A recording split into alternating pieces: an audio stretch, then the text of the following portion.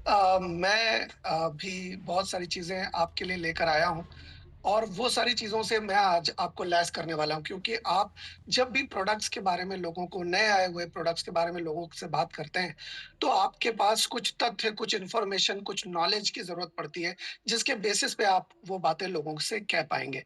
तो आज मैं आपके पास बहुत सारे तथ्य लेकर आया हूँ, बहुत सारी इन्फॉर्मेशन लेकर आया हूँ। आशा करता हूँ कि आप सारे लोग इस इन्फॉर्मेशन को लेंगे और इस इन्फॉर्मेशन को लेकर फील्ड में जाएँगे और फील्ड में जाकर आप बहुत अच्छा बिज़नेस कर पाएँगे और मार्च के महीने को बहुत ही ज़बरदस्त बना पाएँगे और अपने ज़्यादा से ज़्यादा लोगों के साथ आप लीला वाली रिट्रीट में, जो कि हमारी एनुअल रिट्रीट है, जिसमें लीला होटल में सब कोई आने वाले हैं, उसमें ज़्यादा से ज़्यादा लोग आएँगे। ऐसी मैं आशा करता हूँ।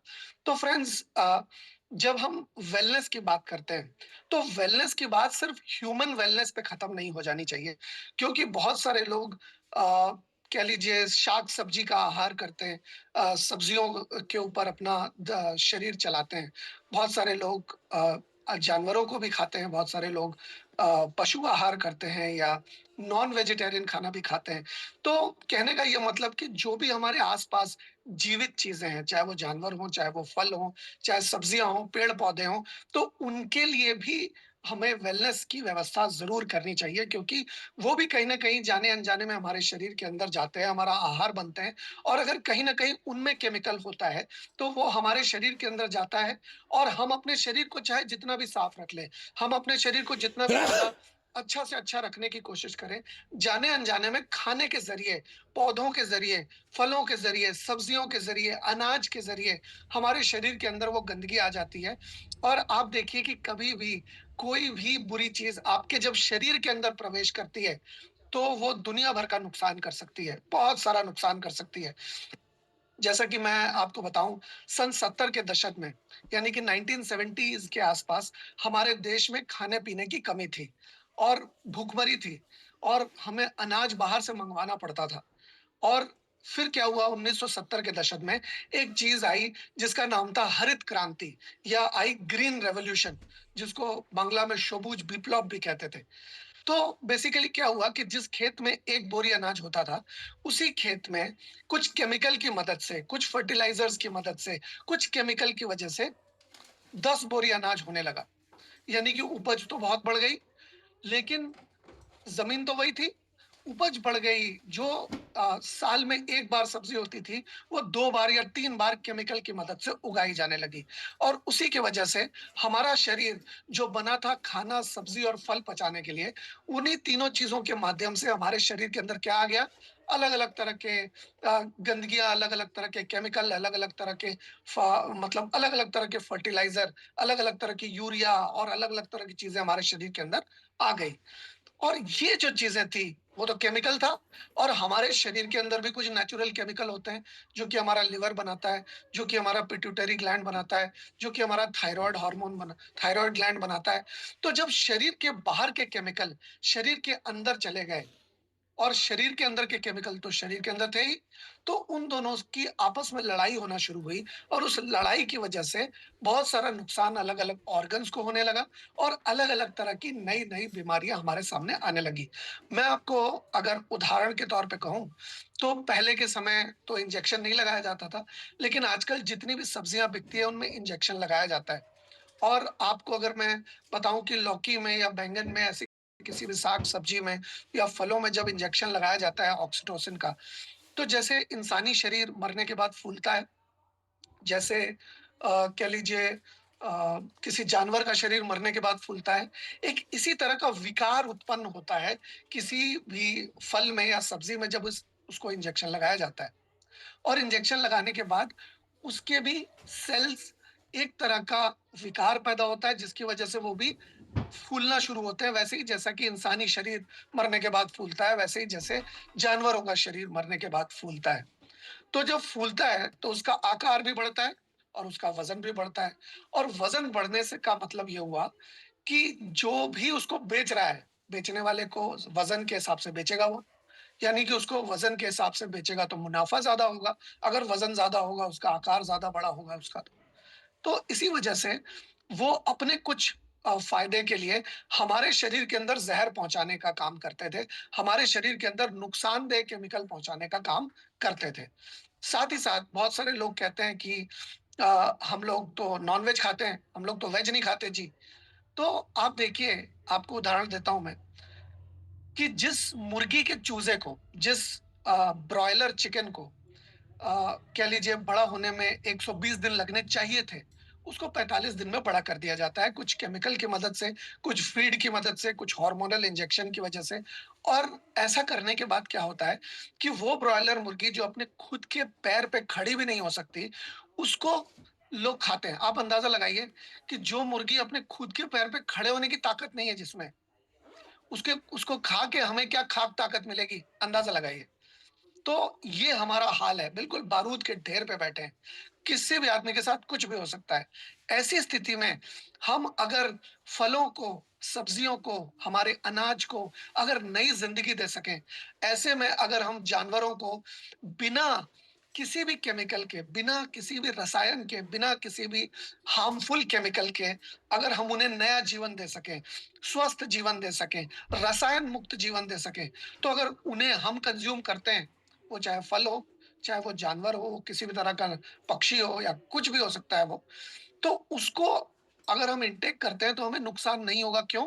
क्योंकि उसके अंदर अब वो केमिकल नहीं है, जो कि पहले हुआ करता था।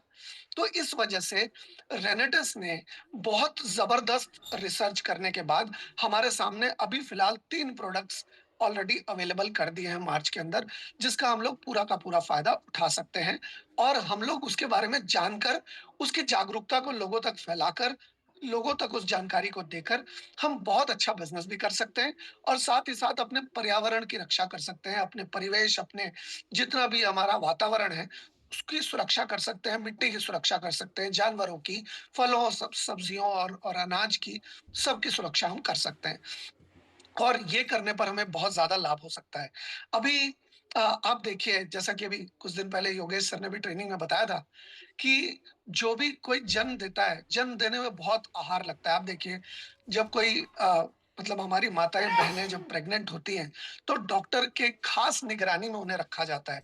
उन्हें खास खुराक दी जाती है, उनकी खास देखभाल की जाती है, क्योंकि वो जन्म दे रही हैं। ठीक वैसे ही हमारी हमारी जो धरती माता है, हमारा जो सॉइल है, हमारी जो मिट्टी है, वो भी पौधों को जन्म देती है, वो भी हमारे फसल को जन्म देती है। तो आप देखेंगे कि जन्म देने के बाद जो महिला का शरीर है, हमारी माताओं-बहनों का शरीर है, वो काफ़ी कमज़ोर हो जाता है। जन्म देने से पहले जैसा रहता है, ठीक वैसा ही जन्म देने के बाद नहीं रहता। काफ़ी सारे चेंजेज़ आते हैं। ठीक उसी तरह से आप सोचिए कि 1 बार जन्म देने में या 2 बार या 3 बार जन्म देने में एक महिला का शरीर का क्या हाल होता है। आप सोचिए कि वो जो धरती माता है, वो जो ज़मीन है, वो जो हमारी हमारी जो सॉइल है हमारा, वो कितनी बार साल में 2 या कभी-कभी 3 बार वो जन्म दे रहा है। और वो जो जन्म दे रहा है, तो उस जन्म में जो मिट्टी के अंदर जो भी मिनरल्स हैं, मिट्टी के अंदर जो भी न्यूट्रिएंट्स हैं, जो भी पोषक तत्व है, वो तो मतलब वो फसल में चला गया और फसल को काट लिया गया। तो सिर्फ़ मिट्टी से ले रहे हैं, मिट्टी को कुछ भी नहीं दे रहे हैं। मान लीजिए अगर आपके बैंक अकाउंट में 10,000 रुपए हैं और आप सिर्फ़ निकालते जाएँगे, सिर्फ़ निकालते जाएँगे, सिर्फ़ निकालते जाएँगे और वापस कुछ भी बैंक अकाउंट में नहीं डालेंगे, तो आज नहीं तो कल बैंक अकाउंट तो खाली हो जाएगा। ऐसी स्थिति में कुछ लोगों ने क्या किया है कि कुछ केमिकल की मदद से, शॉर्टकट की मदद से, कुछ ऐसे उपाय, केमिकल उपाय लगाकर जल्दी से जल्दी उपज बढ़ाने का प्रयास किया है और वो बहुत सारे केमिकल की मदद से करते हैं। लेकिन वो केमिकल की मदद करने की वजह से, वो खेती करने की वजह से, वो कह लीजिए वो उपज की बढ़ाने की वजह से हमारे शरीर के अंदर तरह-तरह की असुविधा आज की डेट में होती है। तो अगर हम नेचुरल प्रोडक्ट्स का प्रयोग करें, अगर केमिकल फ्री ज़ोन हम कहते हैं, हम न्यूट्रिशन को अगर लेते हैं शरीर के अंदर, तो हम एक केमिकल फ्री ज़ोन में लेकर जा सकते हैं शरीर को। लेकिन अगर हम अपनी मिट्टी को भी पहले जैसा बना दें, अगर हम जानवरों को भी केमिकल फ्री ज़ोन में ले जाएँ, पौधों को भी केमिकल फ्री ज़ोन में ले जाएँ, तो हम कंप्लीट केमिकल फ्री ज़ोन में चले जाएँगे। क्योंकि अगर हम पौधों का आहार करें या फिर हम मांसाहार करें, दोनों ही सूरत में हमारे शरीर के अंदर वो केमिकल नहीं जाएँगे, जो कि आम तौर पे उन चीज़ों का सेवन करने पर आज के डेट में जाते हैं। अब मिट्टी के अंदर 18 एलिमेंट्स होते हैं। अब ये 18 एलिमेंट्स जब-जब उसको खेती की जाती है, जब-जब उपज होती है, जब-जब फसल होती है, हर फसल के साथ वो 18 एलिमेंट्स, जिसमें कि करीब-करीब 6 एलिमेंट्स शरीर मतलब हमारे फसल के लिए बहुत, बहुत, बहुत ज़्यादा ज़रूरी है, जिसमें सल्फर है, जिसमें नाइट्रोजन है, ऐसे और भी 4 और भी बहुत इम्पोर्टेंट मिनरल्स हैं। 12 ऐसे मिनरल्स हैं जो कि सेमी एसेंशियल हैं, लेकिन ये सारे के सारे किसी चीज़ में होते नहीं।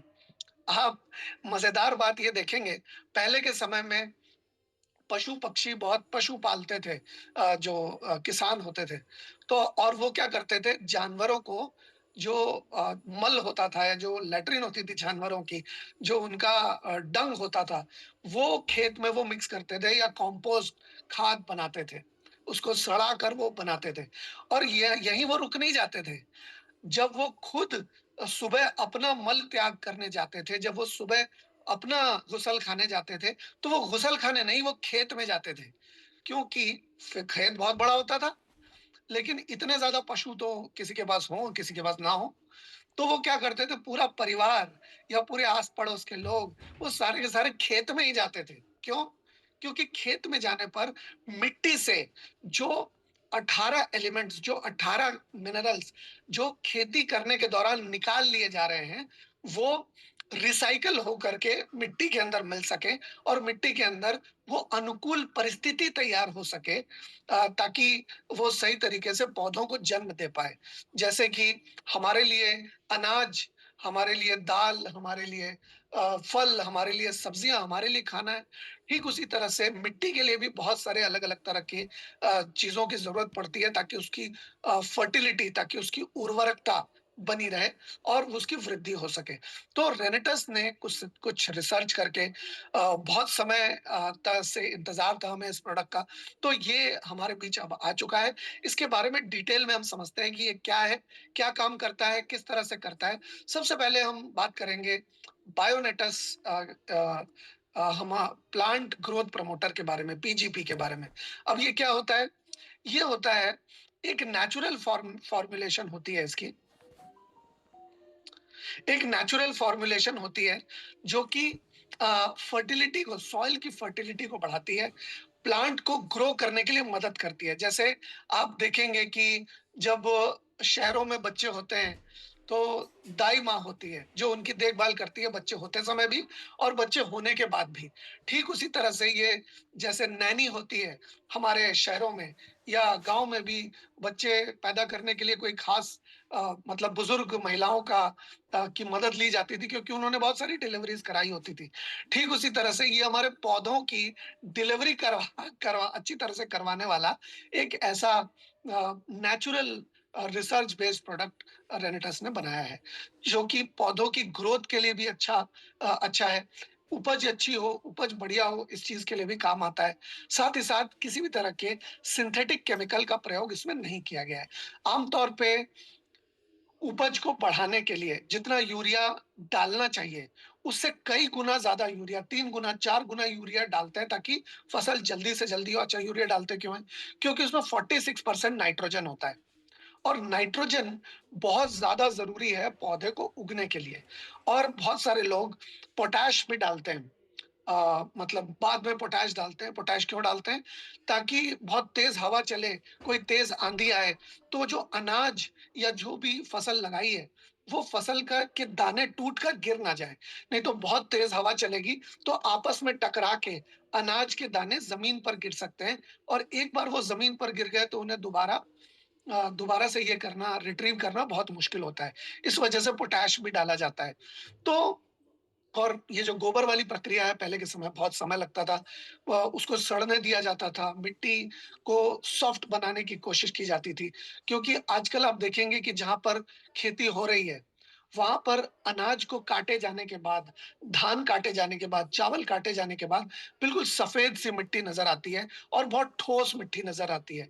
जब आप उसको उँगली से तोड़ने की कोशिश करेंगे ना, तो एकदम पत्थर जैसा नज़र आएगा, आपको एकदम पत्थर जैसा महसूस होगा। तो ये क्यों होता है? ये इस वजह से होता है क्योंकि मिट्टी के अंदर वो जान नहीं है। आप देखेंगे बहुत जगह पर लाल मिट्टी होती है, बहुत जगह पर काली मिट्टी होती है, बहुत जगह पर बिल्कुल सफ़ेद या मतलब सिल्ट जैसी मिट्टी होती है। तो ये मिट्टी में अलग-अलग जगह पर अलग-अलग फसल या अलग-अलग तरह की चीज़ें उगाई जा सकती हैं, क्योंकि अलग-अलग जगह की मिट्टी में कुदरत ने अलग-अलग नियमतें प्रदान की हैं, अलग-अलग मिनरल्स कि कहीं कोई मिनरल ज़्यादा है, कहीं कोई मिनरल कम है, तो ये सारी चीज़ें की हुई हैं। अभी फसल को सही तरीके से उगने के लिए ह्यूमिक एसिड चाहिए और फुल्विक एसिड चाहिए। ये दोनों चीज़ें पहले के ज़माने में आज से 50 साल, 60 साल पहले पहले वो लोग जो पशु को पालते थे, उस पशु के गोबर से ह्यूमिक एसिड और फुल्विक एसिड ये निकल जाता था। ये उसको सड़ाकर वो उसको मिट्टी में मिला देते थे, ताकि मिट्टी के अंदर नेचुरल पैदा होने वाले, मिट्टी की उर्वरकता बढ़ाने वाले कीटाणु पैदा हों। जैसे हमारे शरीर के अंदर कुछ अच्छे कीटाणु होते हैं, कुछ बुरे कीटाणु भी कभी-कभी चले जाते हैं। होते हैं, हमारे शरीर के अंदर 2 तरह के अच्छे और बुरे दोनों कीटाणु होते हैं। ठीक वैसे ही मिट्टी में भी कुछ अच्छे कीटाणु भी होते हैं, जो कि सॉइल की फर्टिलिटी को बढ़ाते हैं। लेकिन जब बाहरी कीटनाशक का प्रयोग होता है, तब क्या होता है? अच्छे और बुरे दोनों कीटाणु मर जाते हैं। लेकिन जब पहले के ज़माने में गोबर या कंपोस्ट मिलाया जाता था सड़ाने के बाद, तब क्या होता था, तब मिट्टी के अंदर जो अच्छे कीटाणु होते थे, वो मिट्टी के अच्छे कीटाणु लगातार संख्या में बढ़ने लगते थे, ग्रो करने लगते थे। और जैसे-जैसे संख्या में नए कीटाणु ग्रो होते थे, अच्छे कीटाणु ग्रो होते थे, उतनी ही फसल अच्छी होती थी, उतनी ही उपज अच्छी होती थी, उतनी उपज टेस्टी होती थी। आजकल के खाने में वैसा टेस्ट नहीं रह गया, जैसे आज से 30, 35 या 40 साल पहले था। क्योंकि आप जब अपने पूर्वजों से या आप जब अपने दादाजी से या अपने फादर जी साहब से पूछेंगे, तो बचपन में उन्होंने फल, जो उन्होंने सब्जियाँ खाई, वो बहुत टेस्टी थी। तो जब इसका प्रयोग हम करते हैं हमारे कह लीजिए प्लांट ग्रोथ प्रमोटर का, तो टेस्ट वापस आता है। मैं बहुत सारी चीज़ें आपको बताऊँगा। तो ह्यूमिक एसिड और फुल्विक एसिड को पैदा करने का पहले क्या था तरीका? कंपोस्ट मिलाते थे, खाद मिलाते थे, वो नेचुरल गोबर की खाद बनाते थे। लेकिन आजकल वो सारा प्रोसेस करना तो बहुत मुश्किल है। तो हमने टेक्नोलॉजी की मदद से यही दोनों जो कंटेंट्स होते हैं, जो कि खाद बनाने में मदद करते हैं, ये दोनों हम नेचुरली पीजीपी से बना सकते हैं, बिना किसी केमिकल के। ये करते कैसे हैं? जैसे हमारे शरीर के अंदर बहुत सारे हार्मोन्स होते हैं, हमारे ग्रोथ के लिए, हमारी इम्यूनिटी सिस्टम को बढ़िया करने के लिए, वैसे ही प्लांट की अच्छी ग्रोथ के लिए भी 3 हार्मोन्स की ज़रूरत है। ऑक्सिन पहला हार्मोन है, गिबरेलिंस दूसरा हार्मोन है और साइटोकाइनेन्स तीसरा हार्मोन है। इन तीनों के अपने अलग-अलग रोल हैं फसल को बेहतर पैदावार करने के लिए। पहला ऑक्सिन जो अ इसका जो पहला काम है, वो है सेल को इलोंगेशन, यानी कि सेल को बढ़िया बनाए रखना और सेल की जो आयु है, सेल की जो हेल्थ है, अब जैसे हमारे शरीर के अंदर सेल्स हैं, वैसे पौधों के शरीर के अंदर भी सेल्स हैं। उनके सेल्स को भी हेल्दी रखने की ज़रूरत है। जितना हेल्दी सेल रहेगा, उतना हेल्दी आपकी जो उपज है, वो उतनी हेल्दी होगी।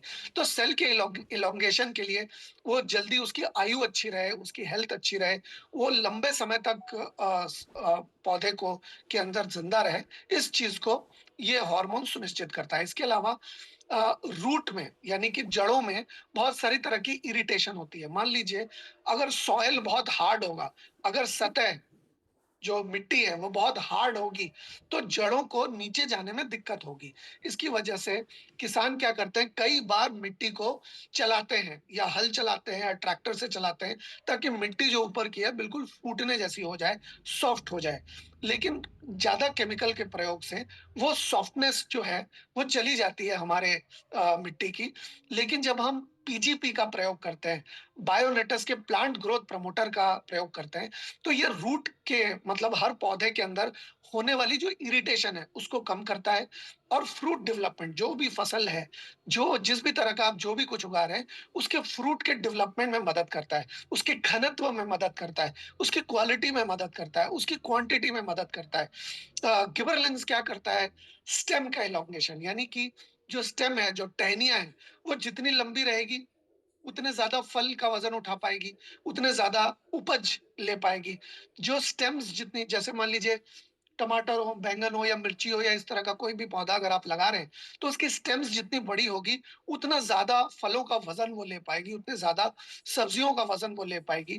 तो ये जो है वो स्टेम एलोंगेशन के साथ-साथ अ, सीड जर्मिनेशन के अंदर भी बहुत ओके, ये हल्का-सा है। Okay, no problem.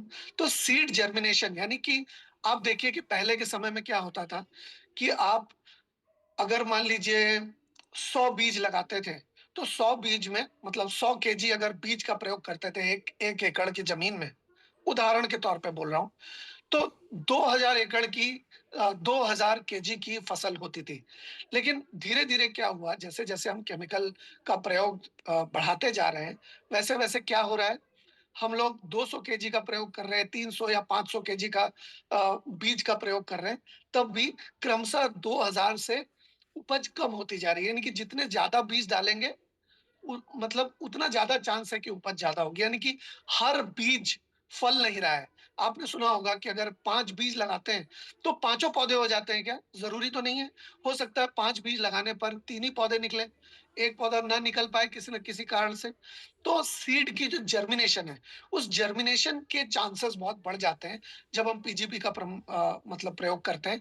इसके अलावा फ्लावरिंग, आप देखेंगे कि बहुत सारे ऐसे मतलब छोटे स्टेम वाली सब्जियां हैं, जैसे टमाटर हो गया, जैसे बैंगन हो गया, इसमें सबसे पहले फल आते हैं, फूल आते हैं। मिर्च में भी ऐसा ही होता है, सबसे पहले फूल आते हैं और फूल आने के बाद फूल झड़ते हैं और उसके बाद वहां पर उसका फल आना शुरू होता है या उसकी सब्जी आना शुरू होती है। तो ये जो फ्लावरिंग है, वो ज्यादा तेजी से हो या ज्यादा अच्छी तरह से हो, ताकि वहां से ज्यादा सब्जी की उपज हो सके, ज्यादा से ज्यादा सब्जी की यील्ड हो सके। इस चीज को गिबरलिंस नाम का जो हार्मोन है, वो सुनिश्चित करता है। और ये जो तीनों हार्मोन्स मैं आपको बता रहा हूँ, ये जब हम पीजीपी प्रमोटर का प्रयोग करते हैं, तो ये ज्यादा से ज्यादा सॉयल ये हार्मोन्स पैदा करने में प्लांट की मदद करता है, नेचुरली, बिल्कुल केमिकल फ्री तरीके से। इसके अलावा साइटोकाइंस क्या करते हैं? Cell division. हमारे शरीर के अंदर भी सेल डिवीजन होता है, ठीक वैसे ही फलों के अंदर भी सेल डिवीजन होता है। सब्जियों के अंदर, पेड़ों के अंदर, पौधों के अंदर, हर फसल के अंदर सेल डिवीजन होता है, क्योंकि उसके अंदर भी सेल है। तो ये जो सेल डिवीजन का प्रोसेस है, वो सही तरीके से हो, इस बात को सुनिश्चित करता है प्लांट ग्रोथ प्रमोटर। इसके अलावा मान लीजिए कि एक पौधे की आयु है 3 से 4 महीने की, तो उस आयु के अंदर वो जल्दी से बुढ़ा ना हो, जल्दी से वो पौधा पुराना ना हो, उसकी सेल्स का एजिंग प्रोसेस स्लो हो जाए, ताकि ज़्यादा से ज़्यादा समय तक वो हमें फल दे सके, सब्जियाँ दे सके, ज़्यादा से ज़्यादा उपज हमें दे सके। इस चीज़ को पीजीबी प्रमोटर सुनिश्चित करता है। अब ये 18 एक्टिव एलिमेंट्स होते हैं, जो कि पौधों में मिट्टी से मिलते हैं, लेकिन आजकल के समय में इतनी ज़्यादा केमिकल का प्रयोग हो रहा है कि मिट्टी में 18 एलिमेंट्स अब मौजूद ही नहीं रहे।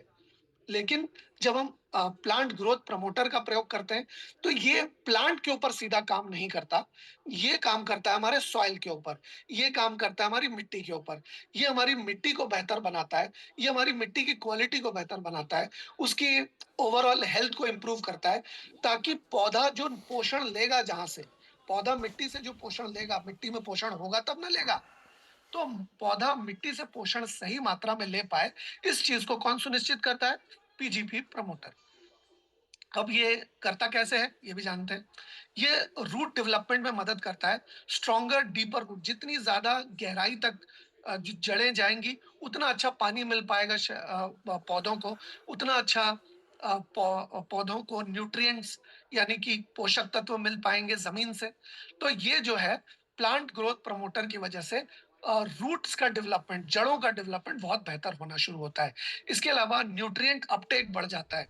आप देखेंगे सॉइल का जो माइक्रोबियल एक्टिविटी है, पौधे के अंदर मिट्टी के अंदर बहुत सारी माइक्रोबियल एक्टिविटी होती है। बहुत सारे ऐसे मतलब छोटे-छोटे कीटाणु होते हैं, जो कि मिट्टी की उर्वरकता को बनाए रखते हैं। मिट्टी के माइक्रोब्स होते हैं, गुड माइक्रोब्स। वो गुड माइक्रोब्स के तादाद को जैसे-जैसे ये अच्छा, प्लांट ग्रोथ प्रमोटर बढ़ाता है, बनाया हुआ। वैसे-वैसे बायो अवेलेबिलिटी और न्यूट्रिशन की पौधे को ज़मीन से जो मिल रहा है उसकी बढ़ जाती है। इसके अलावा प्लांट की ग्रोथ को प्रमोट करता है। जैसे हमारे शरीर के अंदर हाजमा का मजबूत होना बहुत ज़्यादा ज़रूरी है, वैसे ही पौधे के अंदर भी हाजमा का होना बहुत ज़रूरी है। मेटाबॉलिज़्म पौधे का भी होता है। अब मेटाबॉलिज़्म जितना अच्छा पौधे का होगा, 1 सेकंड, रुको।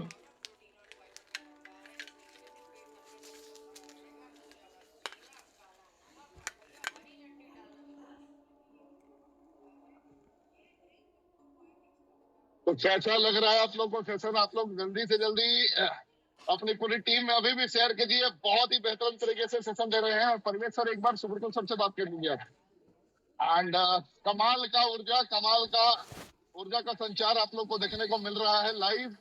आप लोग महसूस कीजिए, एहसास कीजिए, और ऐसे ही अनंत काल तक रॉक करते ये रहेंगे नहीं हम दे रहा, लोग। एक एक तो फोन बने आता रहिए, है। जमे रहिए, डटे रहिए। एंड आज की ट्रेनिंग के बाद एक काटे अलग जाएगा लेवल का कि ऊर्जा आप सुब्रतो सर से महसूस बात कर लो करेंगे। एक बार।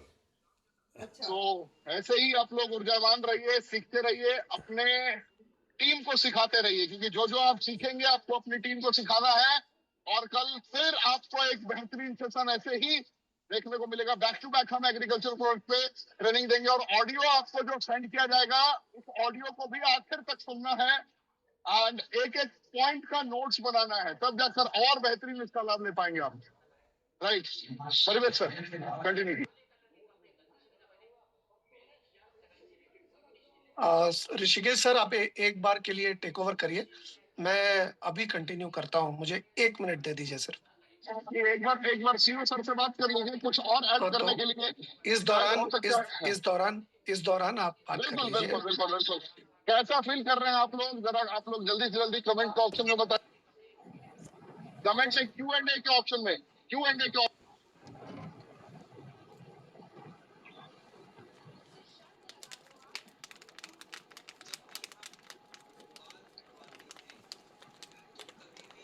Hi Rishikesh sir, is there any kind of assistance from my side? मैं जी जी कुछ जी, बिल्कुल जारी कर बिल्कुल। सकता हूँ? बिल्कुल योगेश सर, कंटिन्यू। इस पे आप दो शब्द चाहें तो कह सकते हैं, कैसी फीलिंग है और जनता को किस तरीके से कनेक्ट कर पा रहे हैं हम लोग। तो इसके बारे में अगर दो शब्द आपके मुखारबिन से भी निकलेंगे तो बहुत बेहतर होगा sir. Thank you. Sure. Actually, being a sales trainer, product हम जब भी कंपनी के एंड से लॉन्च करते हैं तो हमारी ये हम बिजनेस पॉइंट ऑफ व्यू से भी देखते हैं। तो मैंने 2 दिन पहले जब हम इस सब्जेक्ट के ऊपर मैंने ट्रेनिंग करी थी तो मैंने बताया था कि आज इस प्रोडक्ट से आप कितना बड़ा बिजनेस कर सकते हैं, क्योंकि इंडिया में आज भी मोर देन 70% ऑफ पॉपुलेशन जो वो एग्रीकल्चर के इनकम पे डिपेंड करती है, राइट? तो अगर सोचो कि आज आपके पास एक ऐसा प्रोडक्ट है जिसकी जरूरत more than 70% people out of India है। 140 करोड़ लोगों में से 70% आबादी जो है वो कृषि के ऊपर डिपेंड करती है। और अगर हम उन्हें क्वालिटी प्रोडक्ट प्रोवाइड कर सके जिससे कि वो ऑर्गेनिक तरीके से अपनी खेती को करें और उनकी प्रोडक्शन भी सही हो और लोगों के हेल्थ चैलेंजेस भी ना आए, तो ये एक मेरे को लगता है कि एक मील का पत्थर हो सकता है, एक माइलस्टोन हो सकता है डायरेक्ट सेलिंग इंडस्ट्री के अंदर में। एंड जैसा कि आप सभी को पता है कि हमारे जो प्रोडक्ट्स हैं ये रिसर्च बेस्ड प्रोडक्ट होते हैं। एंड इस प्रोडक्ट के जो क्वालिटीज है इसके बारे में हमने चर्चा की थी, अभी परवेज सर भी चर्चा कर रहे हैं कि जो ह्यूमिक एसिड या जो फल्विक एसिड हमारे प्रोडक्ट के अंदर जो मिलता है मार्केट में। देखिए, एक क्वेश्चन आ सकता है ना कि हम आपसे ही क्यों प्रोडक्ट खरीदें, क्योंकि मार्केट में ह्यूमिक एसिड अवेलेबल है एंड फल्विक एसिड भी अवेलेबल है, लेकिन fulvic acid and humic acid एक ही साथ एक कॉम्बिनेशन के रूप में नहीं मिलता है। ये मैंने मार्केट में काफी रिसर्च करी, तो ये एक साथ मिलता है जैसा कि हम हमेशा कॉम्पिटिटिव प्राइस में देते हैं। एंड फल्विक एसिड का बेसिकली काम क्या होता है ना कि ये रूट्स पे काम करता है, ये जड़ों को मजबूत करता है एंड जड़ों को लंबा करने में मदद करता है। And at the same time जैसा परिवेश सर बता रहे थे तेरा कि वाला ही है, दीपक वाला ह्यूमिक एसिड जो होता है वो हमारे सॉइल के जो बस इतनी देर 18 तक। एक्टिव एलिमेंट्स होते हैं उनको रिटेन करने में वापस से हमारी मदद करता है, राइट? तो ये एक अद्वितीय प्रोडक्ट है और इस प्रोडक्ट की ज़रूरत स्पेशली अभी मैं अमृतसर में हूँ, यहाँ रूरल एरियाज़ में इसकी बहुत ज़्यादा डिमांड है ना? तो I think Parivesh sir available हो गए हैं, तो ओवर टू यू जी सर। परिवेश। जी sir. Thank you sir. Welcome, okay. Please continue. आप लोगों की सभी की क्लैरिटी के लिए मैं बता दूं कि टोटल एग्रीकल्चर के 3 प्रोडक्ट्स हमारे पास आने वाले हैं, जिनमें से 2 प्रोडक्ट जो है वो पौधों के लिए है और 1 प्रोडक्ट सॉइल के लिए है, यानी कि मिट्टी के लिए। सॉइल वाला प्रोडक्ट अभी अभी नहीं आया है, अभी सिर्फ पौधों में इस्तेमाल करने वाला प्रोडक्ट आया है। तो ये जो हम प्लांट ग्रोथ प्रमोटर की बात कर रहे हैं, ये जो फंक्शन करता है, ये जो काम करता है, इसके बारे में मैं आपको जानकारी दे रहा था कि ये रूट्स को मजबूत करता है, ये न्यूट्रिशन अपटेक को बढ़ाता है, प्लांट की ग्रोथ को मजबूत करता है, जैसे नाइट्रोजन फिक्सेशन और मेटाबॉलिज्म, फास्फोरस का मोबिलाइजेशन बढ़ाता है पौधे के अंदर, क्रॉप की यील्ड को बढ़ाता है, यानी कि जो उपज है, जो फसल है, उस फसल की क्वालिटी और क्वांटिटी दोनों को ही बढ़ाने में मदद करता है, फ्रूट की सेटिंग्स इंप्रूव करने में मदद करता है, ओवरऑल प्लांट प्लांट की प्रोडक्टिविटी यानी कि उसकी उपज वो बेहतर करने में मदद करता है। इसके अलावा आप देखेंगे कि कभी-कभी मौसम कभी-कभी बहुत ज़्यादा बदल जाता है। बहुत गर्मी हो जाती है, कोई-कोई पौधा ज़्यादा गर्मी बर्दाश्त नहीं कर पाता, कोई-कोई पौधा बहुत ज़्यादा ठंड बर्दाश्त नहीं कर पाता। तो अगर मौसम बदलता है, तो पौधे का भी इम्यून सिस्टम मजबूत होने की ज़रूरत है। अगर वो इम्यून सिस्टम मजबूत होगा, तभी जाकर वो टॉलरेट कर पाएगा और एनवायरमेंटल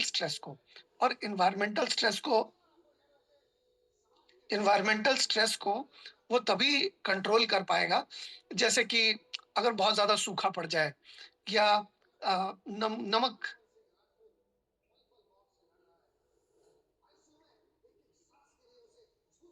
नमक बहुत ज्यादा अगर नमकीन सॉइल हो जाए या एक्सट्रीम टेम्परेचर तापमान बहुत ज्यादा बढ़ जाए या बहुत ज्यादा घट जाए, तो असुविधा हो सकती है। उन असुविधाओं से लड़ने के लिए ये प्लांट ग्रोथ ग्रोथ प्रमोटर मदद करेगा, जो कि हम लोग पौधे के ऊपर इसका डायरेक्टली इसका प्रयोग हम लोग कर सकते हैं या पौधे पौधे के होने के दौरान इसका प्रयोग करेंगे। इसके अलावा पेस्ट जो अलग अलग तरह के कीड़े मकोड़े और जो नहीं होने चाहिए वैसी अगर कोई चीज है, अगर कोई कीटनाशक कीट पतंगे हैं या ऐसी कोई चीज है जो उनको पौधों को कह लीजिए बीमार करने के लिए का काम कर सकती है, तो वैसे इसके अंदर बहुत सारे ऐसे तत्व हैं जो कि एंटी माइक्रोबियल है, एंटी फंगल प्रॉपर्टीज इसके अंदर मौजूद है और वो भी बिल्कुल नेचुरली। और ये natural anti microbial anti fungal activities properties क्या करती है कि उसके डिजीज रेजिस्टेंस को बढ़ाती है। मतलब उसमें अलग से कोई कीटनाशक की आपको विशेष प्रयोजन नहीं होता। इसके अलावा इको फ्रेंडली होने की वजह से इसकी डिपेंडेंसी केमिकल फर्टिलाइजर के ऊपर कम हो जाती है। किसी भी तरह के पेस्टिसाइड्स या ऑर्गेनिक फार्मिंग को हम अच्छी तरह से प्रमोट कर सकते हैं, पर्यावरण को बिल्कुल स्वस्थ रख सकते हैं, केमिकल फ्री रख सकते हैं। इसके अलावा सॉइल हेल्थ को भी बेहतर कर सकते हैं। सॉइल की फर्टिलिटी बढ़ाने के लिए जो माइक्रोबियल डाइवर्सिटी चाहिए, बहुत सारे माइक्रोब्स हैं जो कि सॉइल की ओवरऑल हेल्थ को बेहतर करेंगे, तो वो भी ओवरऑल नुकसान जो है वो सॉइल को नहीं होने देता ये पीजीपी प्रमोटर। इसके अलावा लॉन्ग टर्म एग्रीकल्चर सस्टेनेबिलिटी, यानी कि लंबे समय तक अगर आप किसी भी इसको करें, किसी भी फसल को उगाएं, तो लंबे समय में खेत को जो नुकसान कीटनाशक से या इन तरह की चीजों से होता है वो नहीं होगा। इसके अलावा इसको इस्तेमाल कैसे करना है? अगर सीड ट्रीटमेंट कर रहे हैं तो 5 ml आपको पर केजी ऑफ सीड के लिए लगेगा। यानी कि अगर आप सीड के ऊपर अगर इसको डालना चाहते हैं डायरेक्टली, ताकि सीड के अंदर किसी भी तरह का केमिकल ना हो उगाए जाने से पहले, बोए जाने से पहले। इसके अलावा फॉइलर स्प्रे अगर आप करते हैं, फॉलियर स्प्रे करते हैं तो उससे एक सेकेंड, फॉलियर स्प्रे करते हैं तो 40 ml आपको 15 लीटर पानी में इस्तेमाल करना है। ड्रिप इरिगेशन अगर आप प्रैक्टिस करते हैं तो 1 लीटर आपको डालना पड़ेगा 200 लीटर पानी के टैंक में। 1 एकड़ की जमीन में 1 लीटर काफी रहेगा पीजीपी प्रमोटर। इसके अलावा आप देखेंगे कि पर एकड़ क्वांटिटी ऑफ पीजीपी लिक्विड जो है वो डिपेंड करता है आपकी क्रॉप की हाइट के ऊपर। अगर आप गन्ना उगा रहे हैं तो आपके क्रॉप की हाइट बहुत ज़्यादा है। अगर आप मान लीजिए कोई छोटी फसल उगा रहे हैं, तो उसकी हाइट कम होने की वजह से वो कम लगेगा, और अगर हाइट ज़्यादा होती है जो फसल आप उगा रहे हैं, तो ज़्यादा लगेगा। इसकी डिटेल में जानकारी हम इस ट्रेनिंग को रेगुलर बेसिस पे करेंगे, तो आपको और भी जानकारी इसके बारे में देंगे। जनरली 12 पंप्स की ज़रूरत 12 pumps 1 second again okay. Basically 12 pumps की ज़रूरत होती है।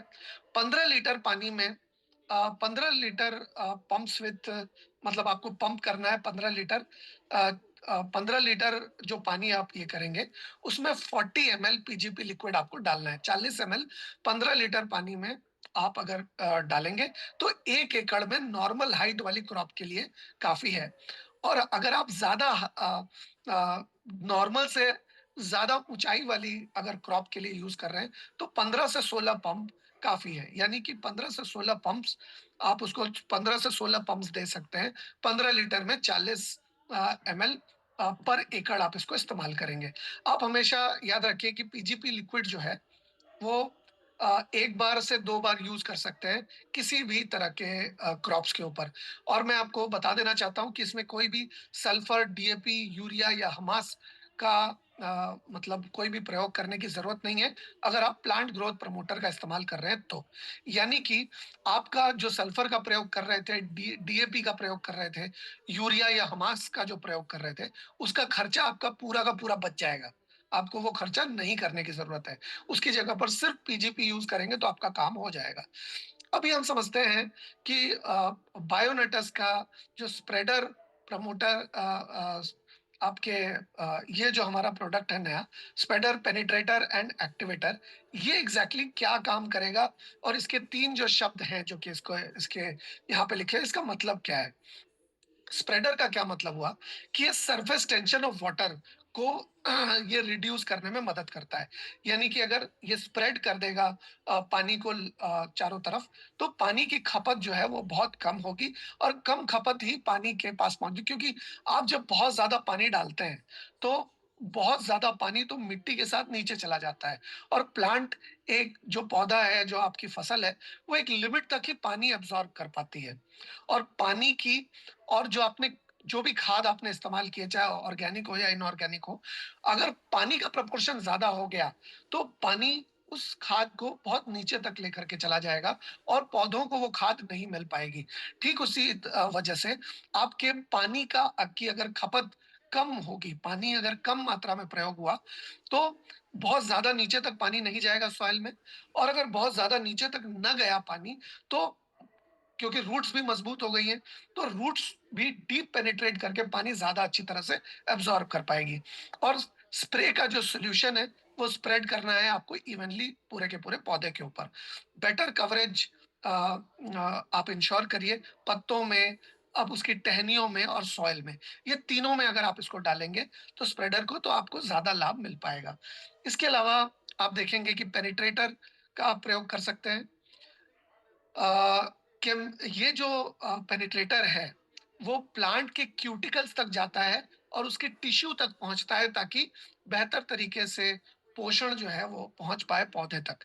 इसके अलावा उसके न्यूट्रिएंट के एब्ज़ॉर्प्शन को बढ़ाने में हमारी मदद करता है। और एग्रोकेमिकल्स, यानी कि एग्रीकल्चर में जिस तरह के नेचुरल केमिकल्स की ज़रूरत होती है, वो पोषण के तौर पे, न्यूट्रिएंट्स के तौर पे, वो पौधे तक पहुँचाने में पौधे की मदद करता है। इसके अलावा रन ऑफ और वेस्टेज को भी, पानी का वेस्टेज हो या और किसी भी तरह के रिसोर्सेज का वेस्टेज हो, उसको कम करने में मदद करता है। एक्टिवेटर क्या करता है, इनहेंस कर देता है। अगर कोई भी पेस्टिसाइड का प्रयोग कर भी रहे हैं या फर्टिलाइजर का प्रयोग कर भी रहे हैं, तो उसके परफॉर्मेंस को बढ़ा देता है। यानी कि कम मात्रा में ही उन दोनों चीजों के प्रयोग से आपका काम हो जाता है, बहुत ज्यादा मात्रा में आपको जरूरत नहीं पड़ती। इसके अलावा एफिशिएंसी बढ़ जाती है। एफिशिएंसी बढ़ने का क्या मतलब हुआ कि जिस अमाउंट में केमिकल लगना है, उस अमाउंट में केमिकल नहीं लगता, और आपका वहां पर भी काफी ज्यादा बचत होती है, और अब पौधे को भी अच्छी तरह से बढ़ने में मदद मिलती है।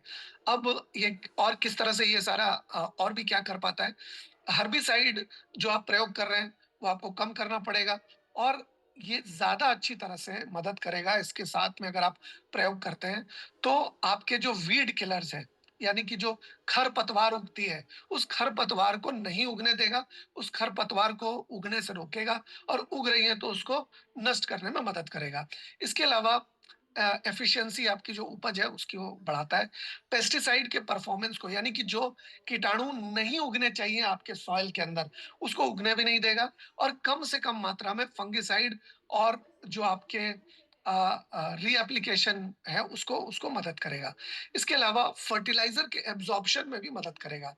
यानी कि अगर आप फॉइलर फीडिंग कर रहे हैं, तो फॉइलर फीडिंग को बेहतर कर सकता है, न्यूट्रिएंट को एब्ज़ॉर्ब करने में मदद कर सकता है और बहुत सा अगर पानी रेगुलर बेसिस पे डालते हैं, तो जो कि मैंने आपको कहा कि पानी सतह के काफ़ी नीचे चला जाता है और बहुत कम मात्रा में ही अगर पानी आप देंगे, तो ये अच्छी तरह से एब्ज़ॉर्ब कर पाएगा फर्टिलाइज़र के साथ, कम मात्रा में लगने की ज़रूरत पड़ेगी। वाटर कंज़र्वेशन, जो कि मैंने अभी आपको कहा कि वाटर रिपेलेंसी, मतलब पानी का जो प्रयोग है वो काफ़ी कम मात्रा में करके भी ये मॉइस्चर को रिटेन करने में मदद करेगा सॉइल के अंदर, जिससे कि आपको पानी कम लगेगा और लंबे समय तक चल पाएगा। इको फ्रेंडली है, इसमें किसी भी तरह के अ, ऑर्गेनिक स्प्रेडर जो है हमारा बेसिकली बायोनेटस का, तो ये जो स्प्रेडर है ये बहुत ही ज़्यादा हमें मदद करता है। बेसिकली 1 सेकंड, हमें मदद करता है एनवायरमेंटल सिंथेटिक सर्फिकेंट्स से बचाता है और बहुत अच्छी तरह से ये हमें मदद कर पाता है। अब यूज़ कैसे करना है? 5 एमएल हमें इस्तेमाल करना है 15 लीटर पानी में। अगर हम फंगिसाइड के साथ इस्तेमाल कर रहे हैं तो। 15 एमएल इस्तेमाल करना है 15 लीटर पानी में, हर्बिसाइड के साथ इस्तेमाल कर रहे हैं तो। अगर 10 एमएल के साथ प्रयोग करना है, 10 एमएल प्रयोग करना है 15 लीटर पानी में। अगर हम अ फॉइलर फर्टिलाइज़र का प्रयोग कर रहे हैं, nutrient and plant growth promoter का प्रयोग कर रहे हैं, तो हमें 10 एमएल की ज़रूरत पड़ेगी 15 लीटर पानी में। यानी कि बहुत कम मात्रा में इस्तेमाल करके आपका बहुत अच्छा काम हो सकता है। 150 एमएल का प्रयोग करना है 80 लीटर पानी में, अगर आप इरिगेशन पर्पज़ के लिए इसको इस्तेमाल कर रहे हैं तो। और एसपीए जो है, हमारा स्प्रेडर प्रमोटर और एक्टिवेटर, ये आप नंबर ऑफ पंप्स पर एकड़ के हिसाब से आप इसको कैलकुलेट करेंगे। यानी कि क्वांटिटी जो एसपीए पर एकड़ की है, वो इस पे डिपेंड करती है कि आपके कितने पंप्स हैं, मटेरियल कितने हैं, इंसेक्टिसाइड, हर्बिसाइड और प्लांट ग्रोथ प्रमोटर आप एग्जैक्टली कितना मिक्स कर रहे हैं उसके साथ, इसके ऊपर डिपेंड करेगा। आज हमारा समय तो तकरीबन खत्म हो गया, लेकिन मैं इसको कवर कर देता हूँ। बायोनेटस एनिमल फूड सप्लीमेंट ये क्या है? बायोनेटस एनिमल फीड सप्लीमेंट एक एब्सोल्यूट एनिमल केयर सप्लीमेंट है, जो जानवरों की इम्यूनिटी सिस्टम को बेहतर करेगा और उनकी शारीरिक ग्रोथ को बेहतर करने में उनके शरीर की मदद करेगा। ये जो है, ये बहुत हजारों सालों से जो वेटरनरी साइंटिस्ट रिसर्च वर्क कर रहे हैं, उनके साइंटिफिक एक्सपेरिमेंट्स का और उनकी साइंटिफिक डिस्कवरीज का ये एक परिणाम है। इसके अलावा ये बिल्कुल टेस्टलेस है, फ्लेवरलेस है और बिल्कुल हैबिट फॉर्म नहीं करता जानवरों की। खास करके बिल्ली हो या ऐसे कोई भी जानवर हो, तो टेस्ट अगर उनको थोड़ा भी लगता है ना खाने का, तो वो नहीं खाते। जानवर लोग बहुत टेस्ट सेंसिटिव होते हैं, इसकी वजह से इसका कोई भी फ्लेवर या कोई भी, ये बिल्कुल टेस्टलेस है। इसको किसी भी खाने के साथ आप आसानी से मिक्स कर सकते हैं, किसी भी खाने के साथ आसानी से आप मिलाकर आप जानवरों को दे सकते हैं। इसके अलावा इसके कोई भी साइड इफेक्ट नहीं है जानवरों में। ये क्या करता है, ये मेंटल स्ट्रेस जो पशु में होता है, उसको कम करने में मदद करता है। अ, अगर मान लीजिए किसी को कम खाना मिला है, घास-फूस कम मिली है, या उसको जो उसका खाना होता है, जो भी कैटल है या जो भी जानवर है, उसको कम खाना मिला है, तो उस खाने की कमी में भी पोषण की भरपाई ये कर देती है, पोषण की कमी महसूस नहीं होने देती। इसके अलावा ये अ, अगर कोई जानवर है, उसकी प्रेगनेंसी के दौरान भी उसकी काफ़ी मदद करता है। कॉम्बिने उसकी इसमें भी काफ़ी मदद करता है प्रेगनेंसी के दौरान, क्योंकि प्रेगनेंसी के दौरान जानवरों के शरीर के अंदर भी बहुत सारे चेंजेस आते हैं, अ, बहुत सारे परिवर्तन आते हैं, तो उस परिवर्तन के दौरान वो पोषण देता है जो कि उसके शरीर को सही तरीके से चलाने के लिए चाहिए।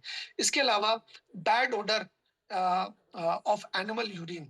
अगर जानवरों के शरीर में कोई भी विकार है, किसी भी तरह की दिक्कत है, किसी भी तरह की तकलीफ है, तो उनकी लैट्रिन से या उनके डंग से या उनकी यूरिन से पता चल जाता है।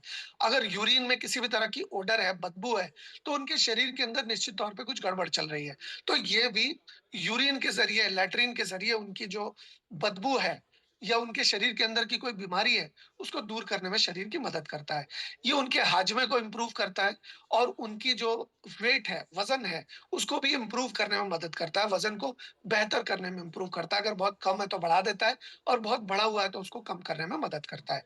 इसके अलावा इसके अंदर बहुत ज़्यादा मददगार ये हो सकता है क्वालिटी और क्वांटिटी ऑफ मिल्क बढ़ाने के लिए। अगर पशुओं को दिया जाए, बकरी को दिया जाए, कैमल को दिया जाए या गाय-भैंस को दिया जाए, तो उनके मिल्क की क्वालिटी और क्वांटिटी दोनों बढ़ाने में बहुत ज़्यादा मददगार है और फैट और एसएनएफ दोनों को बढ़ाने में मददगार है। अब ये देंगे कैसे? 4 ग्राम अगर हम दिन में 2 बार देंगे, अगर कोई बड़ा जानवर है तो, अगर शारीरिक तौर पे अगर कोई वज़नदार जानवर है, बड़ा जानवर है, पशु है, तो हम उसके खाने में मिला सकते हैं, रोटी में मिला सकते हैं, ग्रीन फूड या ड्राई फूड में मिला सकते हैं। जैसे कि गाय, भैंस, घोड़ा, जैसे मान लीजिए हाथी या अगर कोई ऊँट है, तो उनको हम डायरेक्टली अ वेटरनरीज़ फिज़िशियन जैसा बताया वैसे भी ले सकते हैं और उनका स्टैंडर्ड डोज़ेज है 4 ग्राम दे सकते हैं दिन में 2 बार, यानी कि सुबह 4 ग्राम और शाम को 4 ग्राम उनके खाने के अंदर मिक्स करके उनको दे सकते हैं। और अगर कोई साइज़ में छोटा पशु है, तो उसको 2 ग्राम हम लोग दे सकते हैं दिन में 2 बार। जैसे बकरियों को दे सकते हैं, भेड़ को दे सकते हैं, खरगोश को दे सकते हैं, सूअर को दे सकते हैं। इस तरह के छोटे जानवरों को 2 ग्राम करके हम उनके खाने में मिक्स कर सकते हैं, सुबह 2 ग्राम और शाम को 2 ग्राम। तो आशा करता हूँ कि आज आपको ये इन्फॉर्मेशन मिली है, इसको आप सही तरीके से प्रयोग करेंगे और अपने डिस्ट्रीब्यूटर्स तक लेकर के जाएँगे। इसी तरह की और भी रिफाइंड जानकारी लेकर समय-समय पर हम आपके बीच में आते रहेंगे और आपको हम बेहतर से Recording बेहतर stopped. इन्फॉर्मेशन देते रहेंगे। तो आज के लिए इतना ही। कल सुबह फिर से मिलते हैं हम लोग नए सेशन के साथ, बेसिक बिगिनर सेशन में। और आज के लिए इतना ही। रॉकिंग रेनेटस अनंत काल तक रॉक करेगा रेनेटस। योगेश सर